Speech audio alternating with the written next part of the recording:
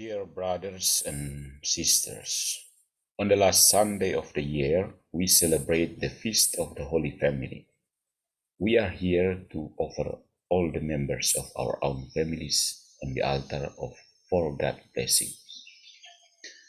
Today, we hear God's promise in chapter 15 from the Genesis of numerous descendants of Abraham, whom Judaism, Christianity, Islam consider their father, and its fulfillment in chapter 21 when Abraham's wife Sarah gave birth to Isaac.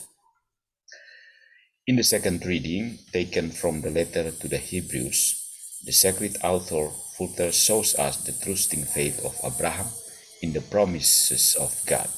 First, in Abraham's willingness to move his whole family to an unknown place to which God said he would lead him.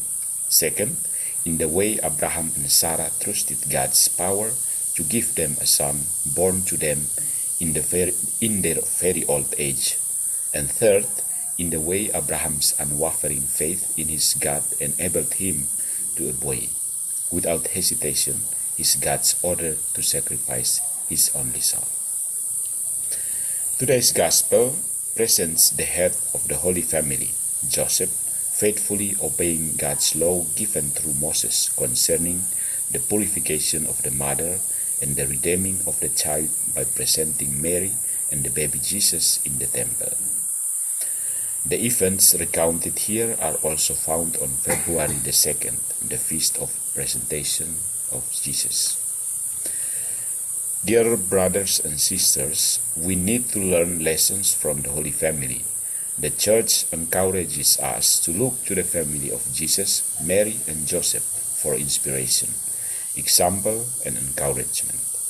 They were a model family in which both parents worked hard, helped each other, understood and accepted each other, and took good care of their child, so that Jesus might grow up not only in human knowledge, but also as a child of God.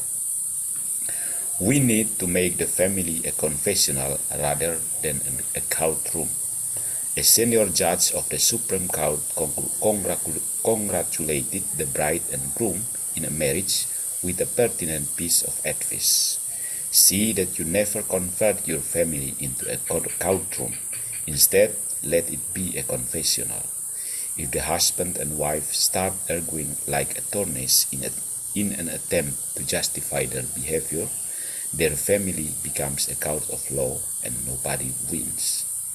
On the other hand, if the husband and the wife, as in a confessional, are ready to admit their faults and try to correct them, the family becomes a heavenly one. Marriage is a sacrament of holiness. Each family is called to holiness. By the sacrament of matrimony, marriage, Jesus sanctifies not only the spouses, but also the entire family.